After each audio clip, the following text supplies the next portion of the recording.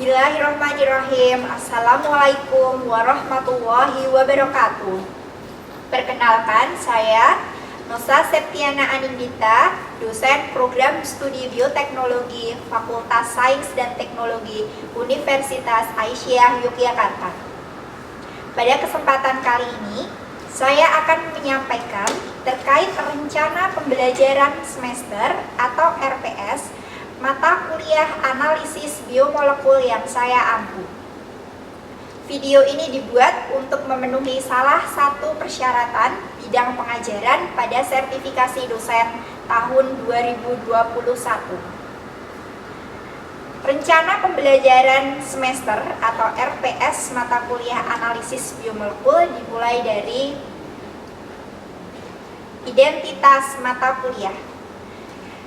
Analisis biomolekul dengan kode mata kuliah Bio 3014 dengan bobot SKS sebesar 3 SKS yang terdiri dari 2 SKS teori dengan 14 kali pertemuan dan 1 SKS praktikum dengan 14 kali pertemuan.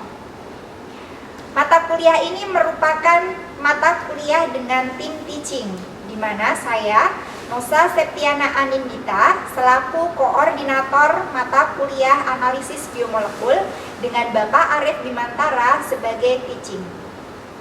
Mata kuliah analisis biomolekul merupakan mata kuliah wajib program studi bioteknologi bagi mahasiswa semester 3. Jadwal reguler dari mata kuliah ini yaitu pada hari Kamis pukul 8 hingga 9.40 waktu Indonesia Barat.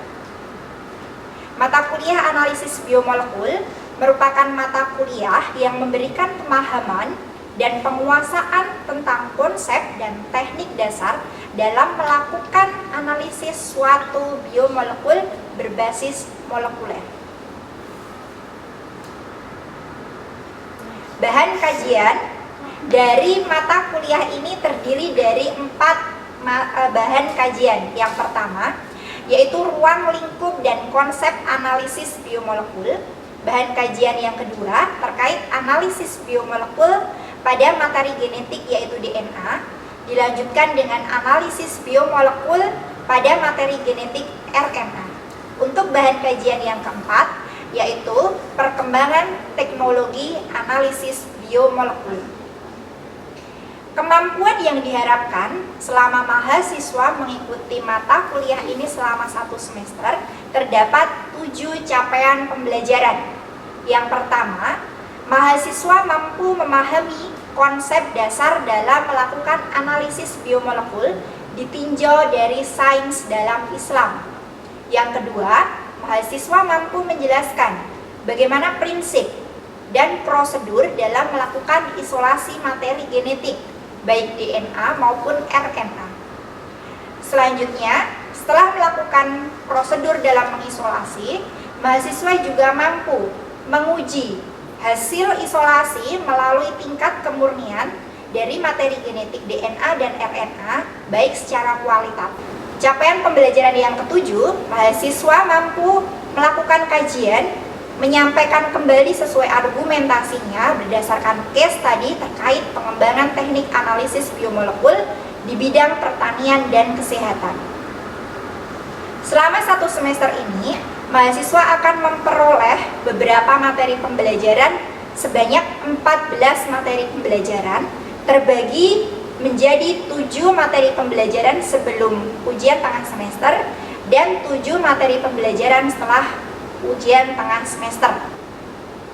Kemudian referensi, berbagai macam referensi digunakan untuk pengayaan dalam mata kuliah ini, baik berupa textbook, kemudian publikasi jurnal, sekaligus publikasi dari dosen.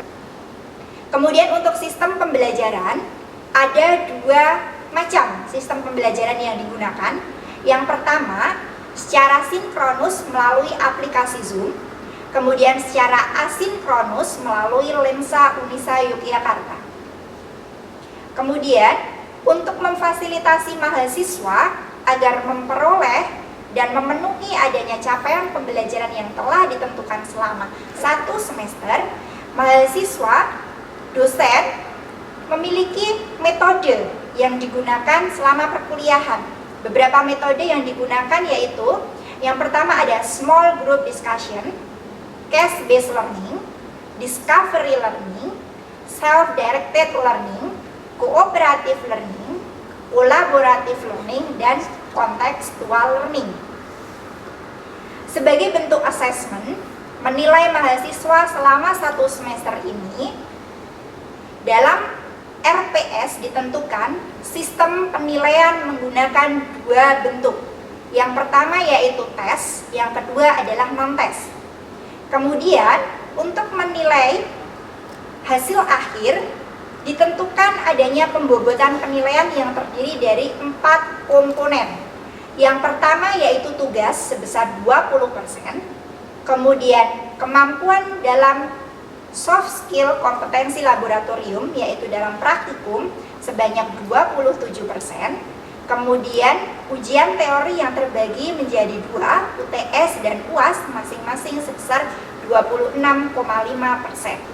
Demikian rancangan pembelajaran semester atau RPS pada mata kuliah analisis biomolekul. Berikut cuplikan video sinkronus pada salah satu materi analisis biomolekul dengan judul DNA sebagai target analisis. Selanjutnya ya, setelah pertemuan minggu lalu kita belajar bersama terkait biomolekul. Nah, kita akan melanjutkan di pertemuan minggu ini yaitu terkait DNA sebagai target analisis gitu ya. Nah, mohon izin saya untuk share screen dari materi untuk pertemuan ini. Nah, untuk sebelumnya silakan berdoa menurut agama dan kepercayaan masing-masing dalam hati. Oke, cukup. Untuk selanjutnya saya lanjutkan untuk materi analisis biomolekul pada minggu ini. Nah, dari teman-teman mungkin kita persepsi terlebih dahulu ya dari materi perkuliahan untuk analisis biomolekul ini. Nah, silahkan sampaikan pendapatnya begitu ya. Siapa yang memiliki pendapat kenapa kok DNA itu menjadi hal yang krusial begitu ya. Izin masuk dulu, izin menjawab. Oke, Tiara, silahkan Tiara. Karena DNA itu menyimpan informasi genetik yang spesifik, yang spesifik setiap individunya dan spesies tertentu yang nantinya akan diwariskan ke generasi berikutnya. Oke, terima kasih Tiara. Berarti kuncinya di situ ada diturunkan ke generasi berikutnya. Kemudian dari DNA, setiap individu juga memiliki karakteristik yang berbeda-beda. DNA menyimpan informasi genetik yang nantinya itu akan diwariskan. Kemudian atau fragmen dari DNA yang itu mengkode sifat tertentu yang nantinya akan diwariskan ke keturunannya, itulah yang dinamakan gen. Dalam suatu whole genome gitu ya, DNA secara utuh gitu ya, sequence, bahwa setiap mikroorganisme itu memiliki suatu perbedaan, one gene, one protein. Nah, adanya one gene, one protein ini yang mengakibatkan nantinya adanya variasi dari ekspresi gen, bahwa satu gen gitu ya, dia akan mengkode satu protein secara spesifik. Adanya variasi ekspresi genetik ini, nah ini menyebabkan bahwa setiap individu itu memiliki pola fingerprinting. Nah, itu yang menyebabkan adanya perbedaan fenotip gitu ya, yang dapat dilihat dari luar. Nah, kemudian DNA gitu ya, sebagai target analisis itu digunakan sebagai dasar materi atau sampel, bahan, template gitu ya, untuk apa gitu. Nah, ini untuk melakukan identifikasi mikroorganisme baru salah satunya. Kemudian juga dapat digunakan untuk men-screening ya, men-screening suatu kemampuan atau aktivitas fungsional mikroorganisme. Kemudian untuk mengetahui keragaman. Nah, ini keragaman profil mikroorganisme pada suatu habitat atau lingkungan tertentu. Kemudian tidak hanya itu, kita dari DNA gitu ya, dari hasil isolasi nantinya DNA itu dapat digunakan untuk mengetahui adanya hubungan kekerabatan antara suatu mikroorganisme. Nah, apakah itu dalam suatu genus, gitu ya? Nah, sama-sama Lactobacillus. Oh, tapi yang satunya Lactobacillus casei, satunya Lactobacillus plantarum. Nah, itu dapat dibedakan berdasarkan profil DNA masing-masingnya, sequence. Nah, nanti akan ada yang namanya proses sequencing, pembacaan, ya, sehingga dapat diketahui bakteri ini atau mikroorganisme ini jenisnya apa, ya, namanya apa. Nah, kemudian DNA juga dapat digunakan sebagai materi untuk kita mendeteksi, gitu ya, adanya suatu kontaminan, suatu cemaran dari materi organik yang dihasilkan oleh mikroorganisme lain.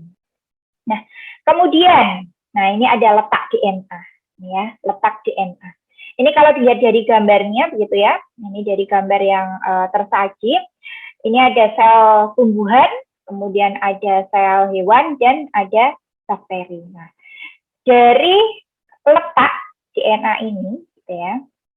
Nah, ini nantinya akan berhubungan dalam proses isolasi, gitu ya, dalam proses isolasi DNA. Oke, kita lihat satu persatu. Nah, mungkin teman-teman sudah familiar ya, sangat familiar sekali gambar ini, gambar dari mikroorganisme prokariot dan eukariot, organisme prokariot dan organisme eukariot. Nah, dari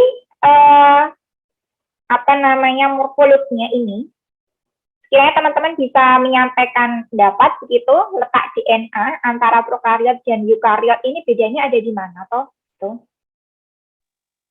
Ada di mana ini? Izin menjawab, Bu. Izin coba menjawab. Oke, silakan Omarul. Yang saya tahu letak yang DNA yang ada di eukariotik itu berada di nukleus, Bu. Oke, letak DNA di eukariot itu ada di nukleus. Oke, betul. Untuk selanjutnya, mungkin yang lain, ada pendapat yang lain terkait perbedaan DNA prokariot dan eukariot?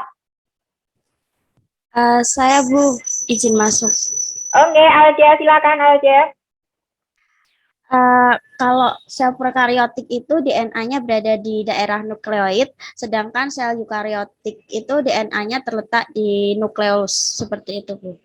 Oke, terima kasih sekali. Betul begitu ya, yang disampaikan oleh teman-teman tadi ya, oleh Umarul dan Alja. Jadi kalau dilihat dari morfologinya, bentuknya gitu ya, kalau sel prokariot ini kan kalau teman-teman lihat, dia tidak beraturan gitu ya. Nah, dia tidak beraturan seperti ini. Kemudian kalau pada eukariot, nah ini organelnya ini lebih kompleks gitu ya. Isi selnya itu banyak gitu ya. Nah, berarti kan di sini ada yang namanya pembagian ruang nih, kompartementasi.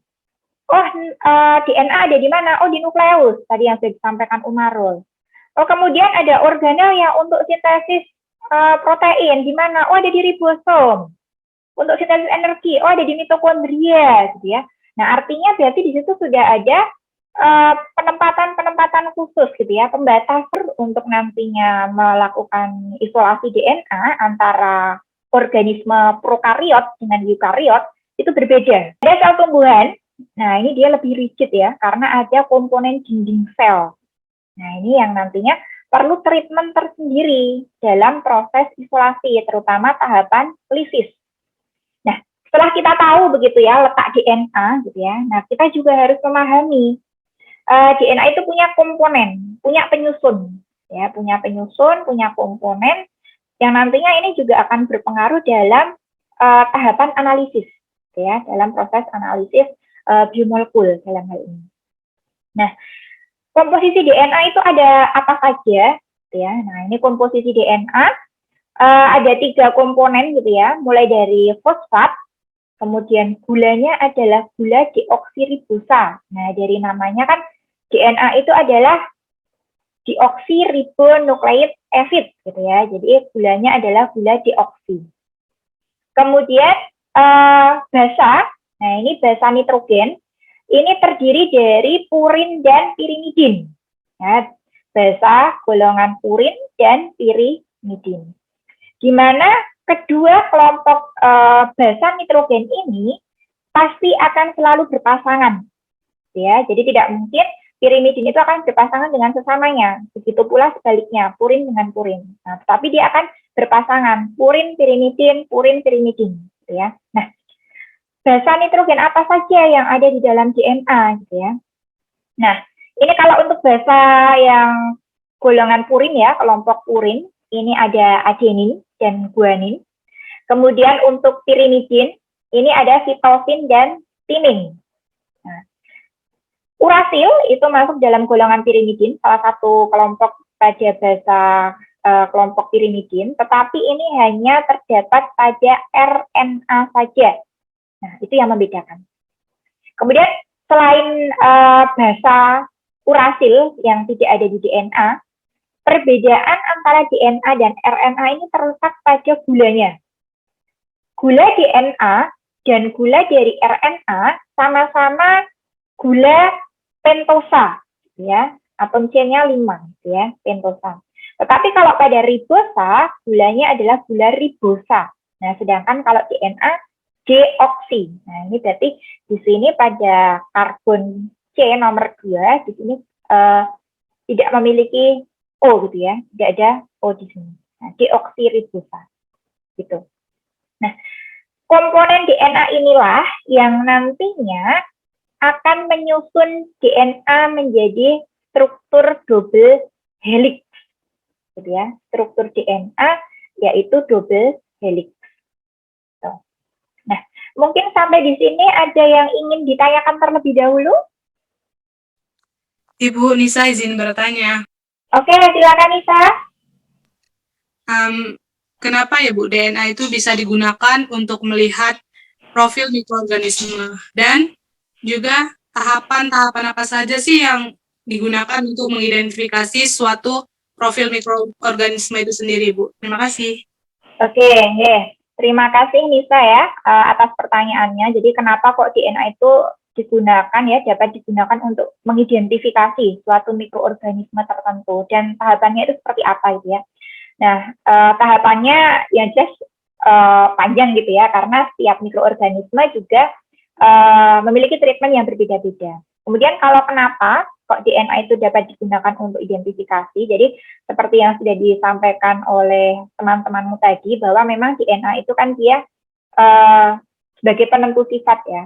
Kemudian DNA juga memiliki gitu ya, memiliki produk gitu ya, dia akan terekspresi secara spesifik ya, berdasarkan produk-produk yang akan dikode dari setiap gen ya. Jadi setiap fragmen DNA yang menyandi sifat tertentu itu akan mengkode suatu bentuk produk gitu ya. Nah, produknya apa? Nah, protein gitu ya. Nah, protein inilah yang nantinya akan bersifat fungsional gitu ya, macam-macam. Nah, sehingga secara spesifik gitu ya. Nah, DNA itu digunakan sebagai target untuk melakukan suatu identifikasi. Gitu. Nah, nantinya tahapannya itu dimulai dari proses isolasi gitu ya. Jadi kita mengambil DNA dari suatu mikroorganisme, mengambil targetnya DNA saja, jadi artinya dihilangkan komponen yang pengotor lainnya gitu ya, yang bukan DNA itu dihilangkan. Kita ambil DNA-nya, kemudian untuk memastikan kualitas hasil isolasi itu baik, dapat kita ukur gitu ya kemurniannya baik secara kuantitatif maupun kualitatif. Secara kuantitatif kita bisa mengukur kemurnian DNA melalui spektrofotometer UV vis gitu ya. Nah, nanti kita bandingkan antara nilai absorbensi pada panjang gelombang 260, 280 kita bandingkan. Kemudian kalau uji secara kualitatif hasil isolasi DNA dapat kita gunakan elektroforesis gitu ya untuk melihat oh kita berhasil nggak memperoleh DNA ya selama proses isolasi. Nah, setelah proses isolasi, produk isolasi DNA yang sudah kita uji kemurniannya, kemudian kita lakukan yang namanya copy gitu ya, copy DNA. Nah, tekniknya apa? PCR ya, polymerase chain reaction, PCR. Nah, di mana di dalam PCR nanti DNA itu akan diperbanyak dengan yang namanya primer. Nah, primer ini yang nantinya akan mengawali. Jadi kalau yang kita mau mengidentifikasi suatu mikroorganisme, kita dapat menentukan gitu ya, kalau kita diduga nih di situ ada lactobacillusnya gitu ya. Nah, kita cari artikel ilmiah pendukung gitu ya, primer untuk mengidentifikasi lactobacillus. Nah, kemudian kita masukkan gitu ya, kita homogenkan, campur dengan semua komponen PCR, diuji, nah nanti kemudian di elektroforesis hasil dari produk PCR. Nah, nanti akan ketahuan. Nah, harus kita menggunakan marker di situ. Jadi tahapannya mulai dari isolasi, kemudian perbanyakan sampai visualisasi. Nah, itu tahapan untuk kita mengidentifikasi. Begitu, Nisa? Baik, Ibu. Terima kasih, Bu. Sama-sama. Nah, untuk selanjutnya, nah setelah kita tahu tadi ya komponen penyusun dari DNA, gambaran double helixnya seperti apa begitu ya. Nah, inilah gambaran dari struktur double helix dari DNA gitu ya. Nah, struktur double helix dari DNA ini kalau kita lihat ya seperti yang saya sampaikan tadi di depan bahwa pasangan basa nitrogen gitu ya di dalam DNA itu dia komplement gitu ya. Nah, ini double helix gitu ya. Double helix itu ada rantai pertama dan rantai kedua. Jadi sifatnya itu antiparalel, dimulai dari ujung 3 ke ujung 5 atau sebaliknya. Nah, masing-masing ini namanya kalau diistilahkan ini sebagai ibu tangga gitu ya. Nah, kalau ibu tangga itu kan kalau untuk memanjat pasti ada anak tangganya gitu ya. Nah, di sini anak tangganya ini adalah pasangan basa. Nah, pasangan basa purin pirimidin gitu ya. Nah, di sini guanin dengan sitosin ini kok 3 gitu ya. Nah, ini karena memang dari strukturnya di sini akan berikatan gitu ya. Nah, ini akan berikatan NH2 dengan O, NHN, O, NH2 gitu ya. Nah, ini akan berikatan. Sedangkan ikatan hidrogen untuk adenin dan timin ini ada 2 ya. Nah, ini O, NH2, kemudian NH dan ini N. Nah, ini yang membedakan banyaknya ikatan hidrogen antara guanin sitosin dengan adenin dan timin gitu ya.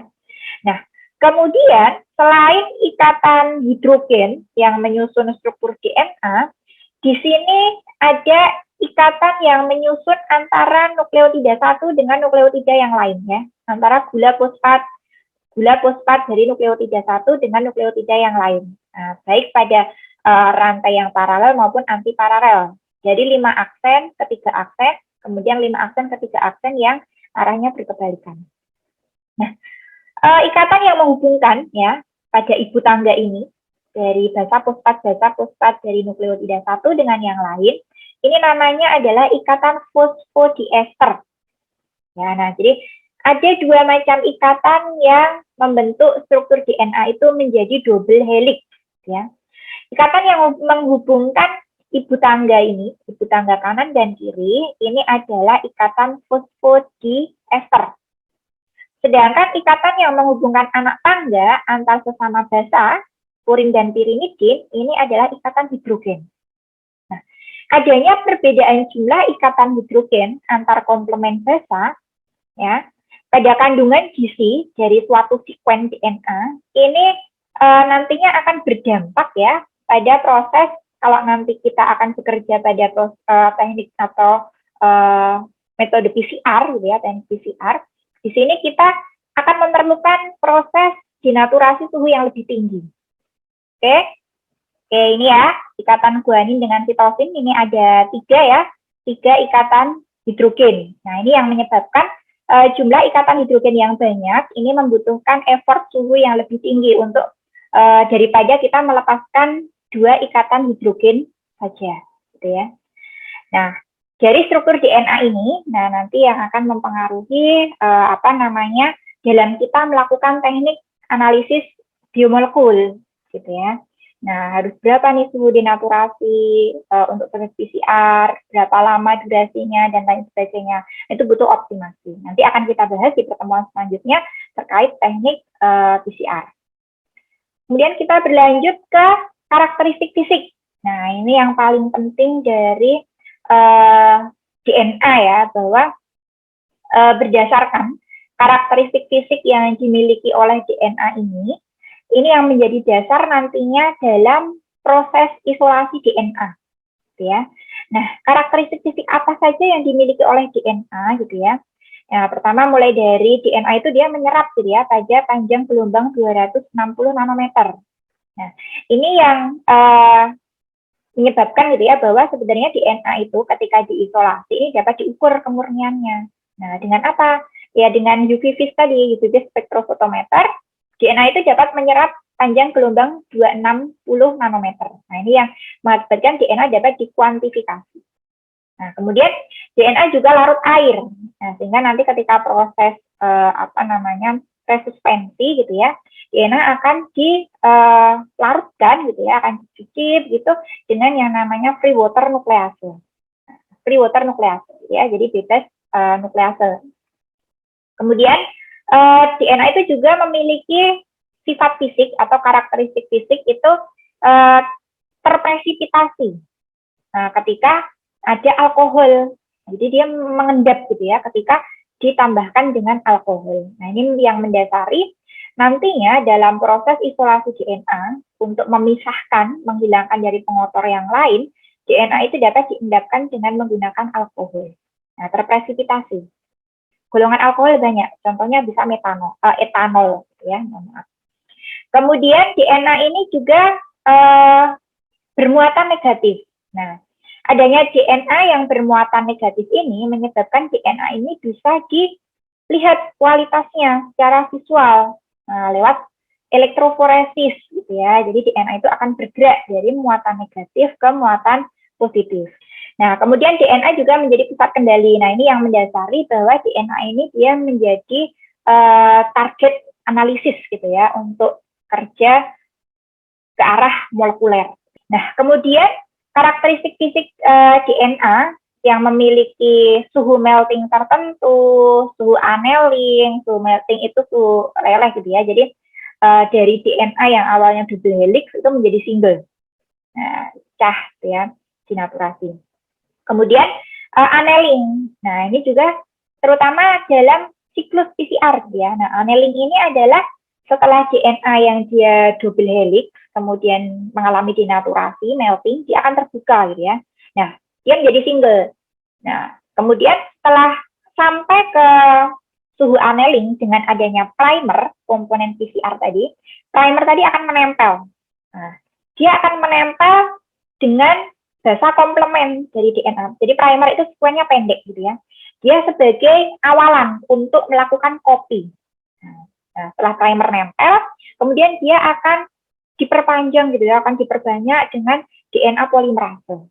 Nah, sehingga karakteristik fisik di mana DNA ini memiliki suhu melting, suhu annealing tertentu, itu yang menyebabkan nantinya DNA itu dapat dilakukan perbanyakan. Nah, dengan berbagai macam teknik PCR. PCR itu nanti banyak ya. Nah, itu mulai dari LAMP, RFLP, repetitif PCR, dan lain sebagainya. Ini dapat digunakan sebagai metode untuk kita mau mengidentifikasi, men-screening, maupun melihat profil, dan lain sebagainya. Gitu. Nah, itu jadi apa yang menjadi dasar kenapa kok kita ketika melakukan suatu analisis biomolekul ini, itu DNA menjadi suatu komponen penting ya, krusial gitu ya, priority di sini. Karena memang nantinya DNA yang menjadi peran utama di sini. Nah, untuk berlanjut ya, bagaimana nanti proses DNA ini bisa sampai mengidentifikasi, digunakan untuk men-screening, dan lain sebagainya, nanti akan kita bahas di pertemuan berikutnya terkait isolasi DNA. Kemudian sebagai akhir dari materi ini, ada pesan moral yang dapat kita ambil ya, bahwa Allah itu menciptakan sedemikian banyak gitu ya makhluk hidup, itu memiliki keunikan masing-masing. Nah, keunikan masing-masingnya letaknya di mana? Ya ada di dalam materi genetik yang tersimpan di dalam makhluk. Mungkin itu saja yang dapat saya sampaikan. Atas kurang lebihnya mohon maaf. Saya akhiri pertemuan analisis biomolekul pagi hari ini dengan mengucap hamdalah bersama-sama. Alhamdulillahirabbil alamin. Terima kasih. Atas kurang lebihnya mohon maaf. Wassalamualaikum warahmatullahi wabarakatuh.